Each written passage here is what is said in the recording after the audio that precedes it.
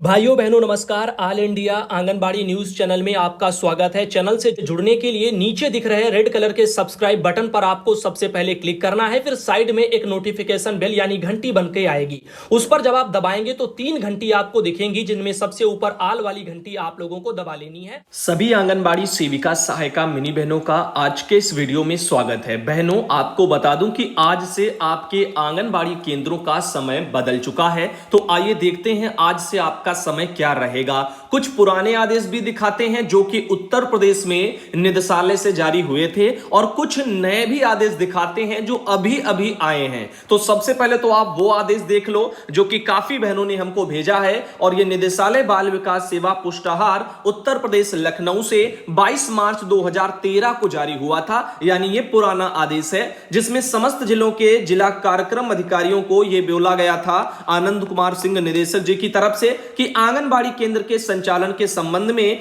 ग्रीष्म काल में 1 अप्रैल से लेकर के 30 सितंबर तक सुबह 8 बजे से अपराह्न 12 बजे तक आंगनबाड़ी केंद्रों का समय रहता है, जो कि अभी तक आपका रहा है। अब रहेगा जो कि शीतकाल चालू हो गया है 1 अक्टूबर से 31 मार्च तक जो आपका समय होगा वो प्रातः 10 बजे से अपराह्न 2 बजे का रहेगा। बाकी 1 घंटा आपका गृह भ्रमण का कार्य होता है, तो 10 से लेकर के 3 बजे तक आपका सेंटर जो है अब चलेगा। कितना? 10 से लेकर के 2 बजे देखो स्कूल में बैठना है। और क्योंकि बच्चे 2 बजे तक आपके पढ़ेंगे। उसका जो आगे का 1 घंटा है जो शेष, वो आपको गृह भ्रमण में जो है देना है, होम विजिट करने हैं, घर घर जाकर के जो आपके अन्य कार्य होते हैं ये उसमें होता है। अब सभी आंगनबाड़ी केंद्र उपरोक्त समय के अनुसार ही संचालित होंगे, चाहे वह प्राथमिक स्कूल के परिसर में संचालित हो रहे हो अथवा किसी अन्य स्थान पर संचालित हो रहे हो। तो यह मत समझना कि आपका प्राथमिक विद्यालय के प्रांगण में है तो आपका समय उनके अकॉर्डिंग रहेगा। तो पहले ही 2013 में यह चीज क्लियर हो चुकी है, और इस आदेश को आप दिखा सकते हैं। वहीं देखो ये सबाना बहन है बिजनौर से, जिनके द्वारा भी यही वाला भेजा गया। सुषमा बहन है मुरादाबाद से, उनके द्वारा भी यही वाला भेजा गया। लेकिन मैं आपको बता दूं कि ये हमारे पास एक नंबर से मैसेज आया है, किसने भेजा है ये पता नहीं है, क्योंकि बताने वाले ने नाम तो बताया नहीं। अब यहां पर आप देख सकते हैं कार्यालय बाल विकास परियोजना अधिकारी, जो कि कासगंज जिले के हैं। तो उत्तर प्रदेश के कासगंज जिले में 30 सितंबर को कल जो है, यानी एक नया एक आदेश कल ही जारी हुआ है, जो कि समस्त कार्यकर्ती बहनें जो कासगंज की हैं उनके लिए है। पत्रांक संख्या सी यहां पर शायद 99 लिखा हुआ है, और आप देख सकते हैं इसमें आंगनबाड़ी केंद्रों के संचालन के संबंध में है, और लिखा है कि निदेशक बाल विकास सेवा पुष्टाहार के पत्रांक संख्या 282 दिनांक 22/3/2013। और वही लेटर जो कि मैंने आपको अभी अभी दिखाया, पत्रांक संख्या भी इसकी मैं क्लियर कर दे रहा हूं, देखो 282 लिखी हुई है। और देखो यहां पर ये 22 जो है मार्च यानी 22/3/2013, तो वही लेटर हो गया ना। तो इसी लेटर के अकॉर्डिंग यहां पर कासगंज में ये लेटर जारी किया गया है, और कहा गया है कि यहां पर पत्र संख्या 282 दिनांक 22/3/2013 के निर्देश के क्रम में आंगनबाड़ी केंद्रों का जो संचालन है वो 1 अक्टूबर यानी कि आज से लेकर के अगले 31 मार्च 2023 तक प्रातः 10 बजे से अपराह्न 2 बजे के बीच संचालित किया जाएगा। बाकी इसमें होम विजिट का समय नहीं जुड़ा है, वो भी आपके कार्यों में आता है। तो 2 बजे तक आप अपना सेंटर खोलो, और उसके बाद 1 घंटा जो बचेगा, 2 बजे के बाद 1 जो घंटा 3 यानी बजे तक, वो आपका गृह भ्रमण रहेगा। उसमें आप गृह भ्रमण वाले कार्य करेंगी। तो ये हो गया आपका कंफर्म। नए लेटर में भी पुराने लेटर का जिक्र करते हुए कासगंज में लेटर निकाला गया। बेबी बहन है जो कि मुजफ्फरनगर से आती, उन्होंने भी 2013 वाला लेटर भेजा। वहीं पर दोस्तों आगे चलने से पहले आपको बहुत सी जानकारियां अभी और देनी है, बने रहना हमारे साथ। आंगनबाड़ी सेंटर यूपी के नाम से आपको पहले भी बता चुके हैं, बहुत से भाई बहन जो उस टाइम पर जुड़े भी थे इन बहन से। तो आप लोग जो भी जुड़ना चाहते हैं, आंगनबाड़ी सेंटर यूपी के नाम से यूट्यूब पर चैनल है, चाहो तो डायरेक्ट सर्च कर लो आंगनबाड़ी सेंटर यूपी, या फिर हमारे द्वारा डिस्क्रिप्शन बॉक्स में लिंक दे दी गई है, और आप कमेंट बॉक्स में भी लिंक दे दी है हमने, वहां पर भी आप आसानी से इनके चैनल को सब्सक्राइब कर सकते हैं। और तो और कम्युनिटी बॉक्स में हमने वहां पर पोस्ट डाल दी है, बहन से अगर कोई जुड़ना चाहता है तो जुड़ सकता है, तो आराम से आप इनके चैनल से जुड़ जाओगे। बाकी बहुत अच्छे अच्छे वीडियो बहन बनाती हैं, इसके बारे में हम पहले भी बात कर चुके हैं। आंगनबाड़ी कार्यकर्ता ही हैं और ऐसे में बच्चों के एक्टिविटी को लेकर के वहां पर वीडियो अपलोड करती है, जैसे बच्चों को क्या पढ़ा रही है, कैसे पढ़ा रही है, क्या क्या गतिविधियां हैं, कैसे करनी है, वो सब जानकारी आपको इनके चैनल से भी मिल जाएगी। तो आप सब बहनें इनके चैनल से भी जुड़ सकती हैं। वहीं पर अब आगे चलते हैं, जैसा कि मैंने कहा था इस वीडियो में बहुत सी जानकारी आपको देनी है। एक जानकारी ऐसी भी है, देखो कि पूनम मौर्य बहन है, उत्तर प्रदेश के गोंडा जिले से आती हैं और यहां पर एक ऐसा मामला सामने उन्होंने भेजा है, अभी तस्वीरें भी आपको दिखाएंगे, उससे पहले लिखा हुआ बताते हैं। ग्राम सभा है निधि नगर, यहां के राजस्व गांव सोताहवा वगैरह में बाबा विकास गिरी के यहां एक गर्भवती लाभार्थी जो है लाभार्थी हैं, उनको एक बालक और 2 बालिका ने उनके वहां पर जो है जन्म लिया है और सभी यहां पर कैसी हैं, स्वस्थ हैं। आंगनबाड़ी कार्यकर्ती जो पूनम मौर्य हैं और सहायिका सुमन देवी, इन्होंने लाभार्थी के घर जाकर के बच्चों का हाल जाना है और गांव की सभी महिलाओं के साथ में सोहर भजन गा करके खुशियां भी मनाई है। आंगनबाड़ी कार्यकर्ती पूनम मौर्य, विकासखंड रूपडेही, जिला वगैरह इनका गोंडा। तो आपने देखा कि एक बालक और 2 बालिकाएं एक साथ जो है 3-3 जो है बच्चों को यहां पर उन्होंने जन्म दिया और ऊपर वाले के जो है कर्म से तीनों बच्चे स्वस्थ हैं और ठीक हैं। आप देख सकते हैं इनकी तीनों की तस्वीरें, ये कोई फर्जी खबर नहीं है, क्योंकि आंगनबाड़ी बहनों के माध्यम से उनके क्षेत्र की खबरें निकल के जो आती हैं वो 100% सही होती हैं। और देखो यहां पर ये उनकी माता है और तो और यहां पर ये आंगनबाड़ी बहन वहां पर उन्होंने देखो विजिट भी किया उनके घर में, उनका हाल जानने के लिए वो गई भी है। और इस तरीके से आगे और आपको दिखाते हैं, ये 3 जो है वहां पर तीनों की फोटो, ये देखो एक बेटा और जो वहां पर 2 बेटियां, इस तरीके से जो है यहां पर फोटो भी आई। वहीं पर बात करते हैं अगली एक जानकारी की, तो आपकी उत्तर प्रदेश में योगी आदित्यनाथ सरकार, इनका देखो क्या कहना है। इन्होंने कहा है कि वर्ष 2016 में प्रदेश की बेरोजगारी दर 18 से 19% थी, लेकिन आज यह घटकर के 2.7% रह गई है। देखो किस तरह से यहां पर योगी सरकार के प्रयासों से देश में बेरोजगारी यानी अपने उत्तर प्रदेश में बेरोजगारी मिट गई है। सरकार कह रही है कि 2016 में बेरोजगारी यहां पर 18 से 19% थी, लेकिन हमारी सरकार ने इसको आज जो है 2.7% कर दिया है। यानी उत्तर प्रदेश सरकार के मुताबिक जो है लाखों करोड़ों लोगों को रोजगार तो मिल ही गया है,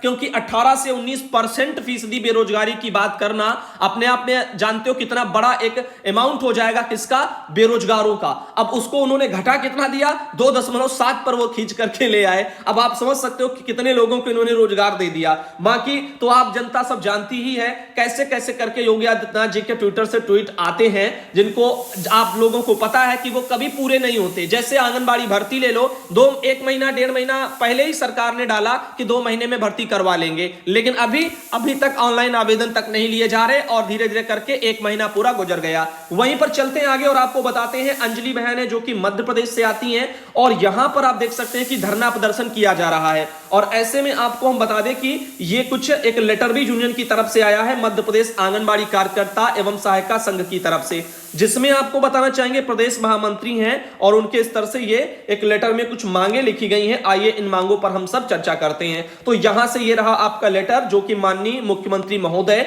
मध्य प्रदेश भोपाल को, कलेक्टर को भी वहां पर जो प्रतिलिपियां भेजी गई हैं। इसमें कहा गया है कि श्रीमान मध्य प्रदेश आंगनबाड़ी कार्यकर्ता सहायिका संघ भोपाल और उनसे जुड़ा हुआ है संबद्ध भारतीय मजदूर संघ से, और इनका कुछ मांगों को लेकर के कहना है, जैसे महिला बाल विकास विभाग के अंतर्गत सभी आंगनबाड़ी और मिनी कार्यकर्ताओं को शासकीय कर्मचारी घोषित करते हुए सभी जो है शासकीय सुविधाएं लाभ प्रदान की जाए और मध्य प्रदेश सरकार के द्वारा जो 1500 रुपया वहां पर जो है उसका भी भुगतान किया जाए, क्योंकि वो एरियर्स वगैरह अभी नहीं मिला है जो केंद्र सरकार ने पहले बढ़ाया था। राज्य सरकार को केंद्र सरकार के जो है समन्वय करके आंगनबाड़ी कार्यकर्ता सहायिका और मिनी कार्यकर्ता की नियुक्ति प्रक्रिया के नियमों में संशोधन करते हुए मानदेय या मानसेवी की जगह नियमित और सीधी भर्ती में वहां पर जाने की नियमावली भी बनाई जाए। जब तक नियुक्ति प्रक्रिया में संशोधन नहीं होता है तब तक आंगनबाड़ी सहायिका और मिनी आंगनबाड़ी कार्यकर्ता के मानदेय और अतिरिक्त मानदेय में केंद्र से निर्धारित महंगाई भत्ते को लागू करके भुगतान किया जाए। कम से कम 18,000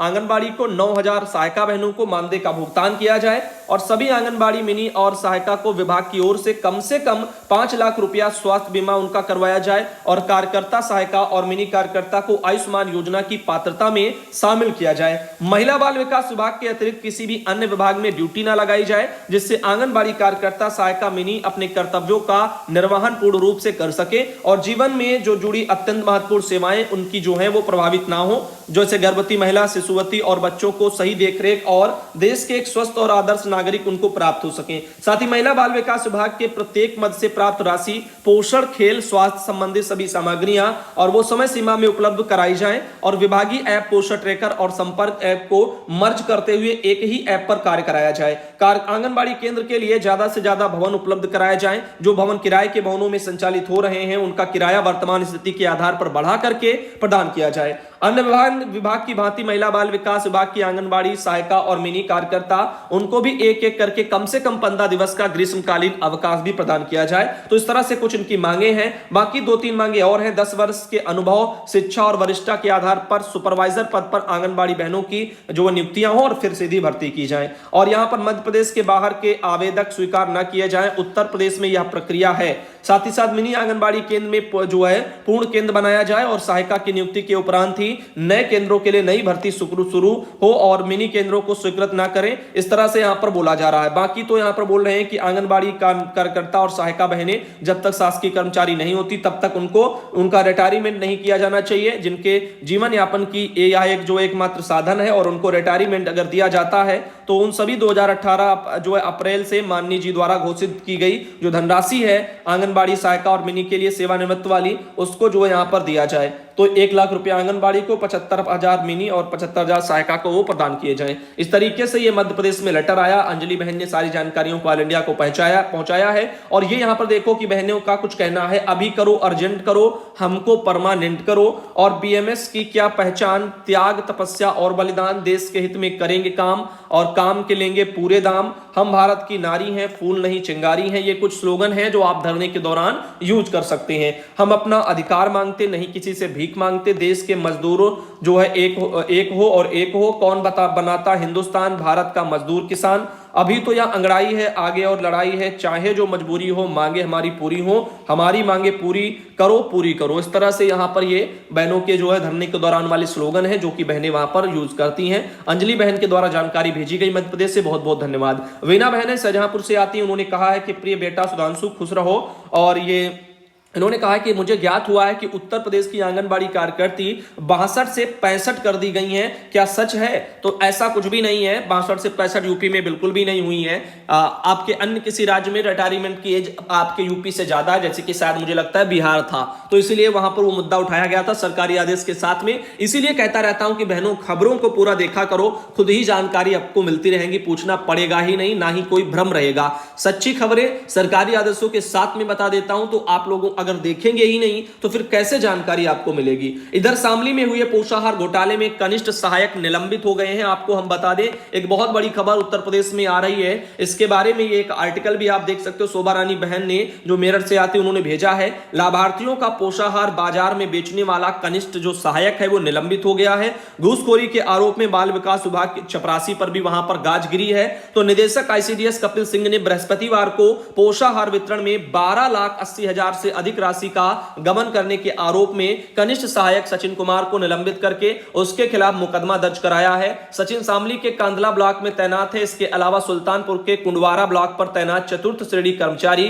ब्रजेंद्र प्रकाश मिश्रा को भी घूसखोरी के आरोप में निलंबित किया गया है। आदेश के मुताबिक विभागीय योजनाओं के तहत पोषाहार के रूप में मिले 1573 किलोग्राम चना दाल और 4,932 किलोग्राम खाद्य तेल और 307.71 किलोग्राम जो आपके वो बैग हैं, वो किलोग्राम किट बैग, उनकी आपूर्ति प्राप्त करने के बाद ही सचिन ने उसे विभागीय गोदाम में जमा नहीं किया था। इस खाद्यान्न की कुल कीमत 12,80,000 रुपया है। यही नहीं, सचिन ने इतनी बड़ी मात्रा में खाद्यान्न प्राप्त करने के बाद भी उसे ना तो स्टॉक रजिस्टर में दर्ज किया था, ना ही संबंधित बाल विकास प्रबंधनाधिकारी हस्ताक्षर कराकर जो कराया गया था। जांच हुई तो पाया गया कि सचिन ने सभी सामग्री को बाजार में बेच दिया। इस आधार पर सचिन को निलंबित किया गया। साथ ही उसके खिलाफ क्षेत्रीय थाने में धारा 420, 409 इसके तहत मुकदमा भी दर्ज कराया गया है। वहीं सुल्तानपुर के कुंडवार ब्लॉक में तैनात चतुर्थ श्रेणी कर्मचारी ब्रजेंद्र प्रकाश मिश्रा और एक व्यक्ति ने 5 लाख रुपया घूस लेने के आरोप ने लंबित किया है और ब्रजेंद्र पर नौकरी दिलाने के नाम पर 5 लाख रुपया लेने की शिकायत सत्कर्ता अधिष्ठान से की गई थी। इस तरह से यहां पर वो पकड़े गए हैं। तो इस तरह से गलत कामों का नतीजा हमेशा गलत रहता है।